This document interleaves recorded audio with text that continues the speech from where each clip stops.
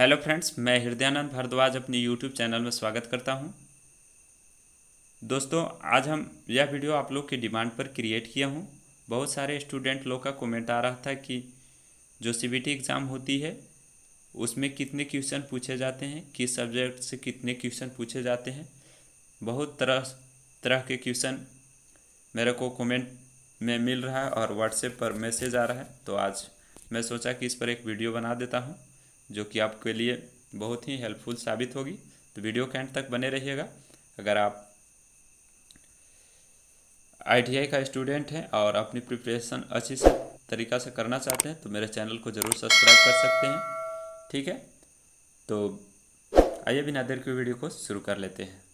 तो जैसा कि देख पा रहे हैं दोस्तों, यह जो सीबीटी एग्ज़ाम में पूछे गए सारे क्वेश्चन हैं और फिलहाल में जो एग्ज़ाम हुई थी 2021 में ही मार्च में, उस समय का है।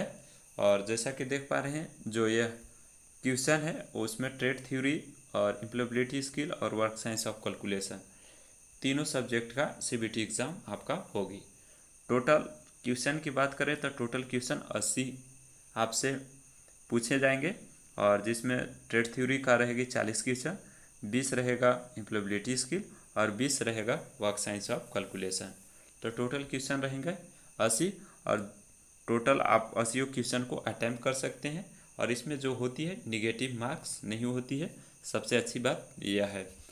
और जो करेक्ट कीजिएगा यहाँ पर आपका एक करेक्ट आंसर को यहाँ पर दिखाएगा। तो ये जो तीनों सब्जेक्ट का एग्ज़ाम होगी आपके एक ही बार में हो जाती है।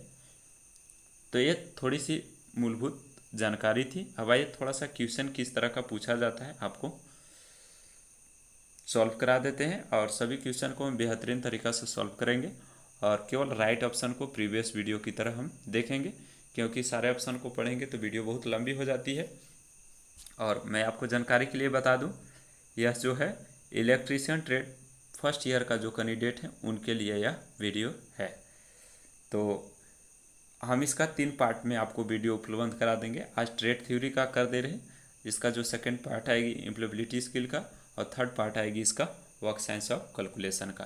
तो इसको 3 पार्ट में डिवाइड कर दे रहे हैं। अभी 40 क्वेश्चन को हम केवल सॉल्व करेंगे, फिर इसका नेक्स्ट जो पार्ट आएगी 20 आएगी, फिर इसका नेक्स्ट पार्ट 3 जो आएगी वो उसमें 20 क्वेश्चन रहेंगे।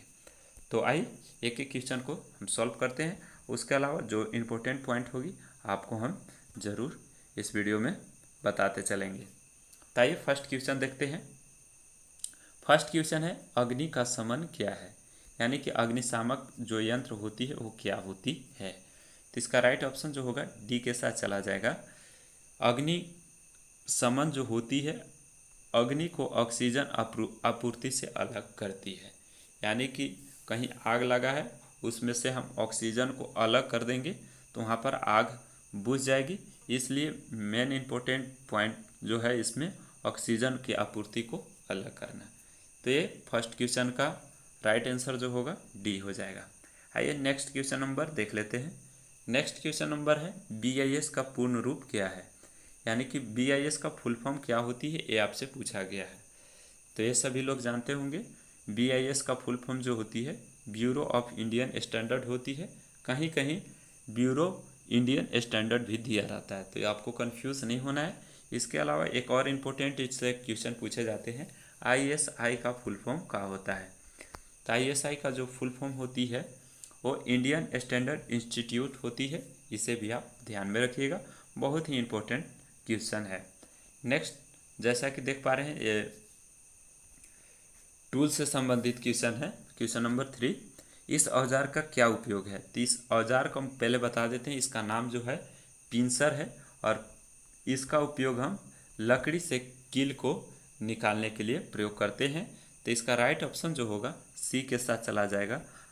मोस्ट इम्पोर्टेंट क्वेश्चन है, आप इसे ध्यान में रखिएगा। इसके अलावा एक और क्वेश्चन इससे पूछा जाता है कि किस प्रकार का हैमर का उपयोग हम लकड़ी से कील निकालने के लिए प्रयोग करते हैं। तो इस क्वेश्चन का आपको अगर आंसर पता होगा तो कमेंट बॉक्स में ज़रूर मेंशन कीजिएगा, किस हैमर के द्वारा हम लकड़ी से कील को निकालते हैं। तो ये आपके लिए क्वेश्चन है। अब आइए नेक्स्ट क्वेश्चन नंबर देख लेते हैं। शीट मेटल में समान उपयोग हेतु किस प्रकार का स्टैक का उपयोग किया जाता है? तो बहुत ही इंपॉर्टेंट क्वेश्चन है। इसका राइट ऑप्शन जो होगा ए हो जाएगा, स्क्वायर स्टैक यानी कि वर्गाकार स्टैक। वर्गाकार स्टैक का उपयोग हम जो करते हैं वो शीट मेटल में करते हैं और इसका जनरली पर्पस के लिए यूज करते हैं। तो इसे आप ध्यान में रखिएगा, मोस्ट इंपॉर्टेंट क्वेश्चन है। नेक्स्ट क्वेश्चन नंबर 5 है, जस्ती शीट पाइप जोड़ में एक्स के रूप में चिन्हित थ्रेड का नाम क्या है? यहाँ पर जैसा कि देख पा रहे होंगे, यहाँ पर जो है डिनोट किया हुआ है एक्स के द्वारा। तो एक्स के द्वारा जो डिनोट किया गया है इस बिंदु को हम क्या बोलते हैं? तो इसको हम क्वेश्चन को प्रीवियस वीडियो में सॉल्व करा दिए हैं। अगर आप देख रहे होंगे मेरे वीडियो को रेगुलर, तो आप ये सब सारे क्वेश्चन आपको पहले ही सॉल्व मैं करा दिया हूँ, ठीक है। फिर भी इसका राइट आंसर जो क्या होगा आइए बता देते हैं। इसका राइट आंसर जो होगा डी के साथ चला जाएगा, पैरेलल फीमेल थ्रेड। पैरेलल का मतलब होती है समानांतर। तो यहाँ पर देख रहे हैं कि ये जो दांत बने हैं एक दूसरे के समानांतर में हैं, इस तरह से हैं, और ये जो ऊपर से धंसा हुआ है, इसलिए यहाँ आप इसका साइन से ही समझ जाएंगे कि यह जो है वो फीमेल थ्रेड है। तो पैरेलल फीमेल थ्रेड के नाम से इसे जाना जाता है। आप इसे ध्यान में रखिएगा, राइट ऑप्शन डी हो जाएगा। नेक्स्ट क्वेश्चन है, मोटाई छेनी का क्या उपयोग है? क्वेश्चन नंबर 6 है, मोटाई छेनी का जो हम उपयोग करते हैं किस लिए करते हैं ये बताना है। तो इसका राइट ऑप्शन जो होगा छठा का वो आपको बताना है। तो लकड़ी में आयताकार छेद करने के लिए हम मोटाई छेनी का प्रयोग करते हैं, इसलिए इसका राइट ऑप्शन जो है छठा का बी के साथ चला जाएगा। मोस्ट इम्पोर्टेंट क्वेश्चन है, इसे आप ध्यान में रखिएगा। नेक्स्ट क्वेश्चन है, क्वेश्चन नंबर 7 है, सोल्डरिंग विधि का क्या नाम है? तो जैसा कि आप चित्र में देख पा रहे हैं, यहाँ पर चित्र दिया गया है, इस सोल्डरिंग का नाम बताना है जिसके द्वारा सोल्डरिंग किया जा रहा है। तो जैसा कि चित्र में देख रहे हैं, ये जो सोल्डरिंग है वो गन के आकार में है, तो आप आसानी से इसे पहचान लेंगे, ये सोल्डरिंग गन मेथड है। तो इसको हम राइट ऑप्शन सी को टिक आउट करेंगे। 7वां का राइट आंसर जो होगा सोल्डरिंग गन मेथड। नेक्स्ट आइए क्वेश्चन नंबर देख लेते हैं। क्वेश्चन नंबर 8 है, SWG से तार का आकार मापने का प्रयास क्या होती है? तो थोड़ी सी इसका SWG का फुल फॉर्म आप लोग को बता देते हैं। SWG का फुल फॉर्म जो होती है स्टैंडर्ड वायर गेज होती है, बहुत ही इंपॉर्टेंट है। कभी कभी SWG का फुल फॉर्म भी पूछ दिया जाता है एग्जाम में, तो इसे भी आप ध्यान में रखिएगा। और इसकी परास की बात करें तो इसकी जो परास होती है 0 से 36 होती है, इसे आप ध्यान में रखिएगा, मोस्ट इम्पोर्टेंट क्वेश्चन है। आइए नेक्स्ट क्वेश्चन देख लेते हैं। क्वेश्चन नंबर 9 है, भूमिगत केबल में उदासीन चालक का आकार फेज चालक की तुलना में कितना होता है ये बताना है। तो अंडरग्राउंड जो केबल होती है उसमें उदासीन जो चालक होती है वो फेज की तुलना में उसकी जो साइज होती है कितना होती है या क्या होती है ये बताना है।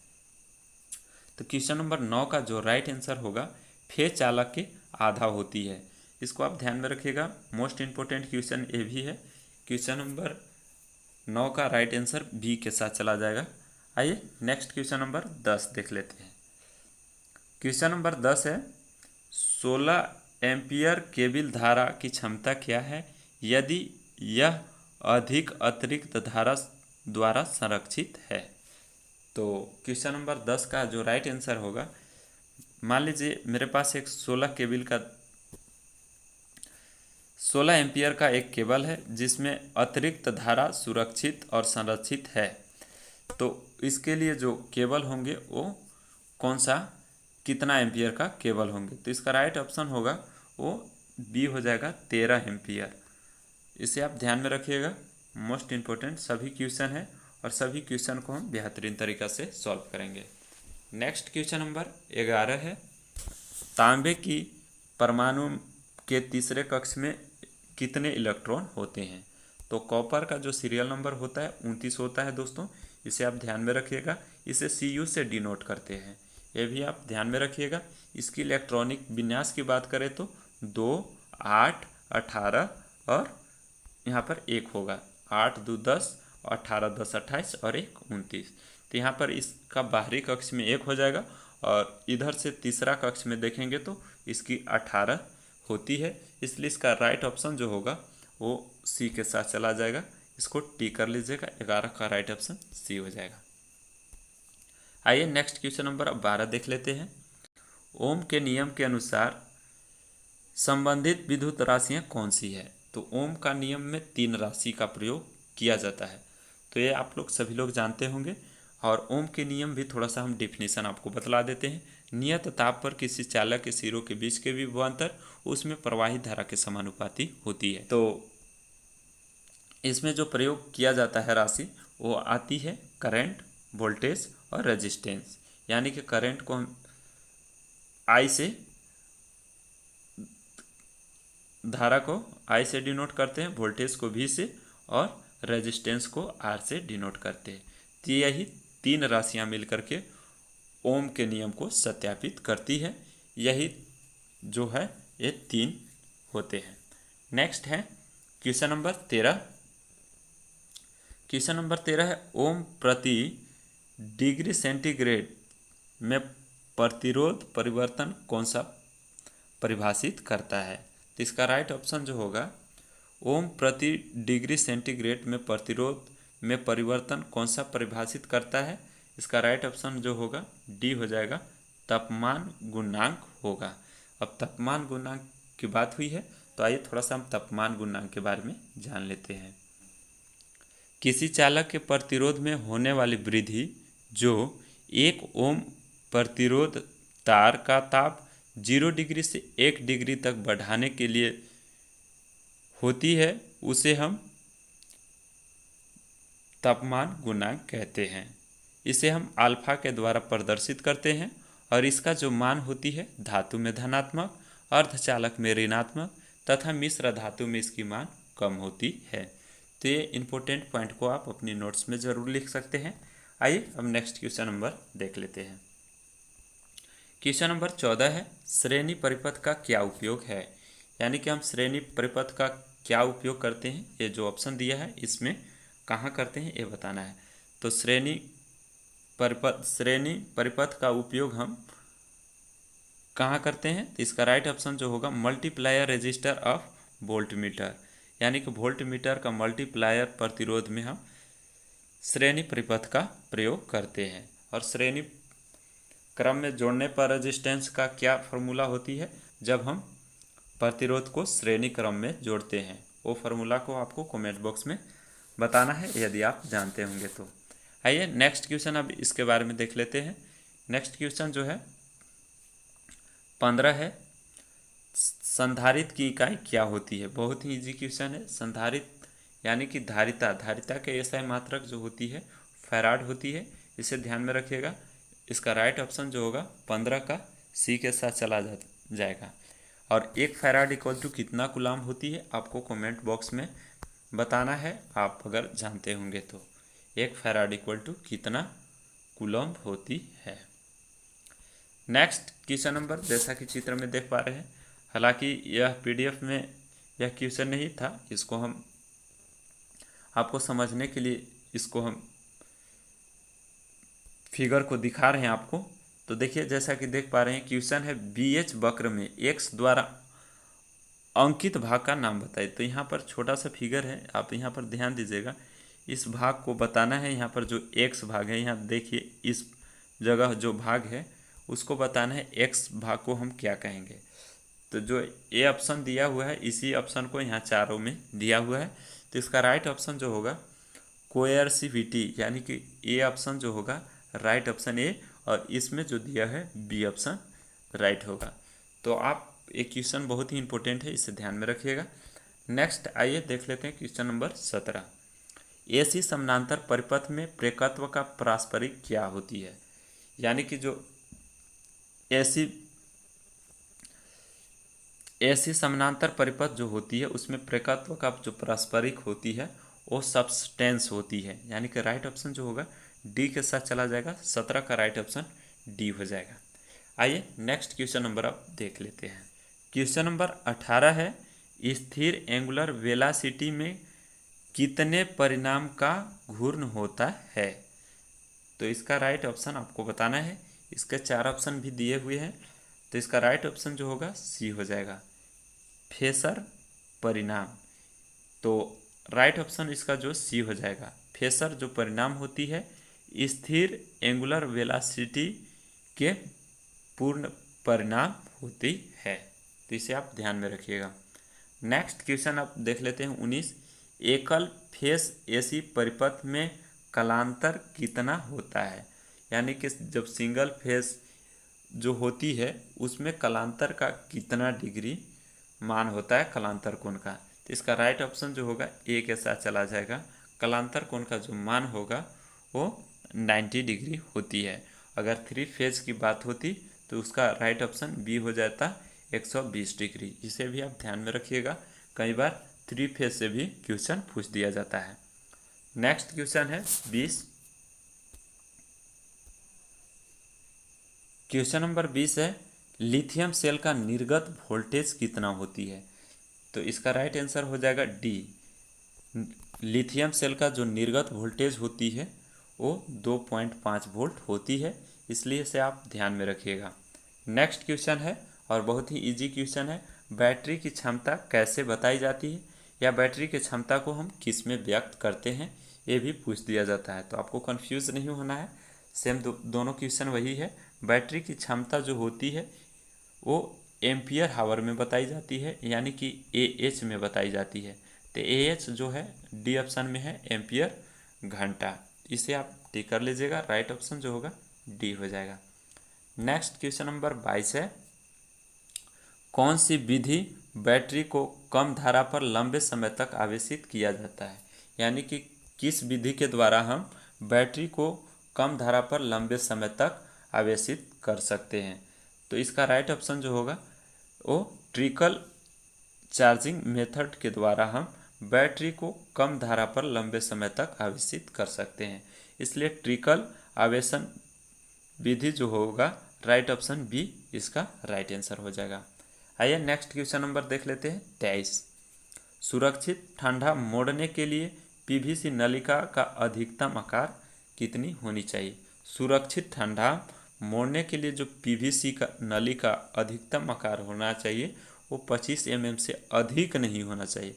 तो यहाँ पर कम नहीं बताना है, अधिकतम मान बताना है। तो राइट आंसर जो होगा 25 हो जाएगा, जो कि सी ऑप्शन में है, इसे आप ध्यान में रखिएगा। और पीवीसी का फुल फॉर्म क्या होता है इसे आपको कमेंट बॉक्स में बताना है यदि आपको पता होगा तो। आइए अब नेक्स्ट क्वेश्चन नंबर 24 देख लेते हैं। ईसीसी का विस्तार क्या है? यानी कि ईसीसी का फुल फॉर्म क्या होती है ये बताना है। तो इसका राइट आंसर होगा ईसीसी का जो फुल फॉर्म होती है अर्थ कंटिन्यूटी कंडक्टर होती है, जो कि राइट ऑप्शन बी में है। बी ऑप्शन को राइट ऑप्शन के लिए टिक करेंगे। आइए नेक्स्ट क्वेश्चन देख लेते हैं। विद्युत वायरिंग से संबंधित यह क्वेश्चन है, विद्युत सामग्री का क्या नाम है? यानी कि यह जो सामग्री है इस सामग्री को हम किस नाम से जानते हैं? तो यह सभी लोग आप लोग जानते होंगे। इस सामग्री को हम एडिशन स्क्रू टाइप होल्डर के नाम से जानते हैं, जो कि बी ऑप्शन में है। इसे आप ध्यान में रखिएगा, मोस्ट इंपोर्टेंट क्वेश्चन है, एडिशन स्क्रू प्रकार होल्डर। नेक्स्ट 26 क्वेश्चन नंबर है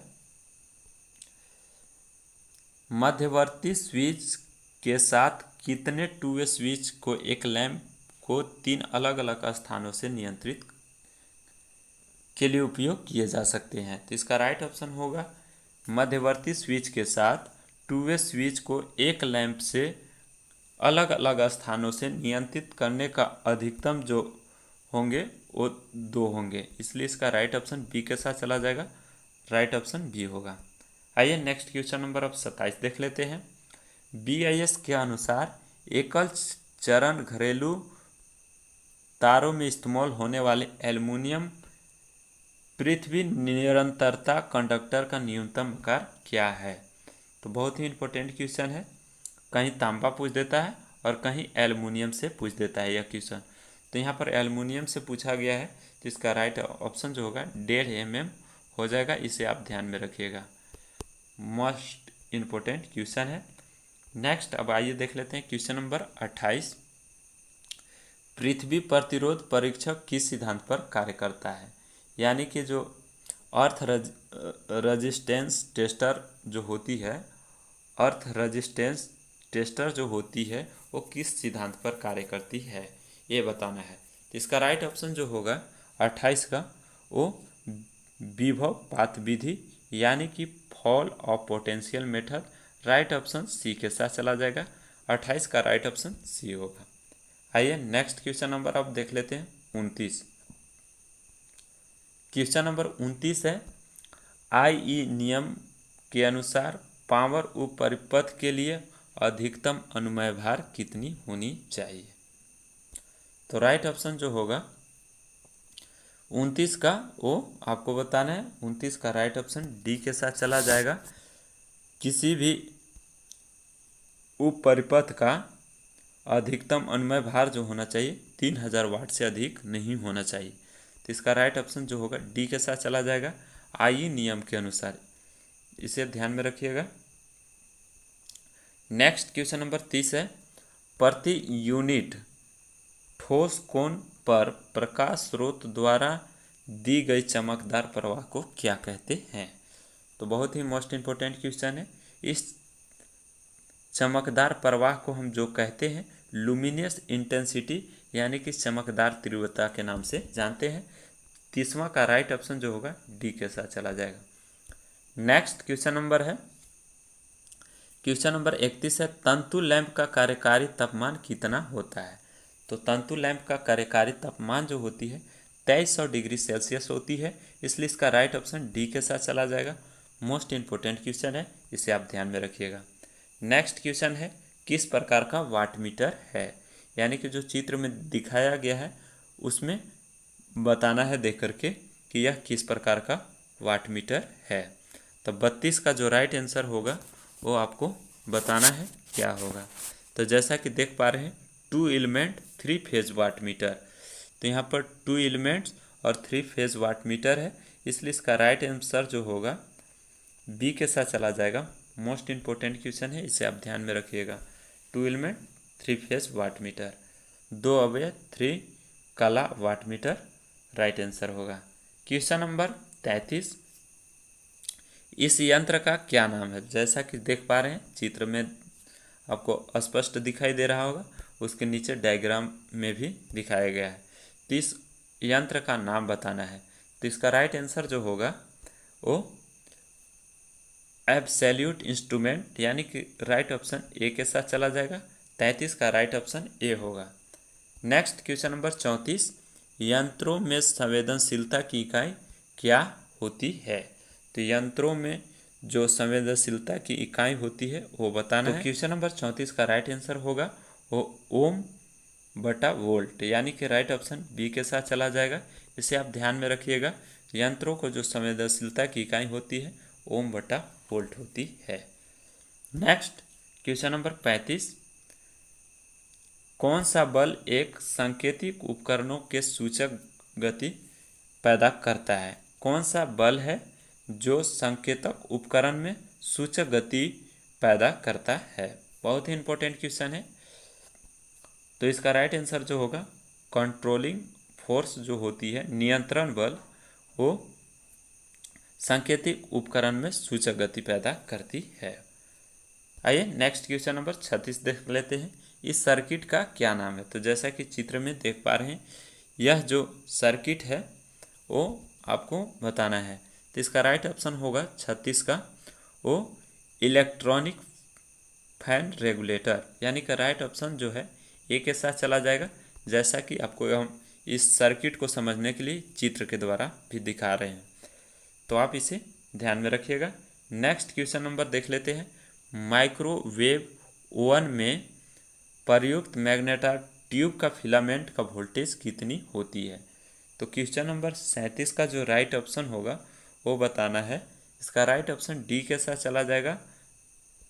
3.2 वोल्ट ऐसी करंट होती है, इसे आप ध्यान में रखिएगा। यहाँ पर वोल्टेज पूछा गया है, इसको ध्यान में रखिएगा। और आइए नेक्स्ट क्वेश्चन अब 38 देख लेते हैं। क्वेश्चन नंबर 38 है, माइक्रोवेव ओवन में मैग्नेट्रॉन ट्यूब का क्या कार्य होती है। वहाँ पर वोल्टेज के बारे में इसके बारे में पूछा गया था और इसी से दूसरा रिपीटेड क्वेश्चन पूछ दिया है कि इसका कार्य क्या होती है। तो इसका कार्य जो होती है वो बताना है। तो इसका राइट ऑप्शन जो होगा 38 का सी के साथ चला जाएगा, oscillate and produce cooking frequency, यानी कि दोलन और खाना पकाने की आवृत्ति का उत्पादन का कार्य होती है। आइए अब नेक्स्ट क्वेश्चन 39 देख लेते हैं। क्वेश्चन नंबर 39 जो है ट्रांसफार्मर से है। पावर ट्रांसफार्मर का इस भाग का क्या नाम है। तो इस भाग को जहाँ कि हम दिखा रहे हैं आपको, ये जो भाग है इस तरह से उठा हुआ रहता है और इसे हम किस नाम से जानते हैं ये बताना है। तो बहुत ही इंपॉर्टेंट क्वेश्चन है। इसका राइट ऑप्शन जो होगा वो इसे हम एक्सप्लोजन वेंट के नाम से जानते हैं। इसके ऊपर हम एक वीडियो बना दिए हैं दोस्तों कि ट्रांसफार्मर के कितने पार्ट होते हैं। इसका लिंक डिस्क्रिप्शन में दिया हुआ। बहुत ही इंपॉर्टेंट क्वेश्चन है, उसे आप देख लीजिएगा। उससे संबंधित किसी भी तरह के टेक्निकल एग्जाम में ज़रूर एक क्वेश्चन इससे पूछ दिए जाते हैं, तो उसे आप ज़रूर देख लीजिएगा। अब आइए नेक्स्ट और इस वीडियो का आखिरी क्वेश्चन नंबर 40 देख लेते हैं।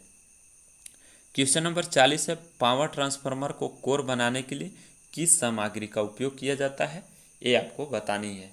तो एक क्वेश्चन हम आपके लिए छोड़ देते हैं। इसका राइट ऑप्शन क्या होगा आपको बताना है और कमेंट बॉक्स में ज़रूर बताइएगा कि मेरा वीडियो कैसा लगा। हालांकि वीडियो थोड़ी सी लंबी हो गई है, लेकिन 40 क्वेश्चन सॉल्व करने में थोड़ा सा समय तो लगता है, इसलिए अब ये पार्ट 1 आपको हम दे दिए, इसका पार्ट 2 हम जल्द अपलोड करेंगे। तो ये छोटा सा वीडियो था। अगर वीडियो हेल्पफुल रहा हो तो प्लीज़ वीडियो को लाइक कीजिएगा और अपने दोस्त के साथ शेयर कर दीजिएगा। तो मिलते हैं फिर नेक्स्ट वीडियो में नई जानकारी के साथ। तब तक के लिए अपना ख्याल रखिए। Bye bye.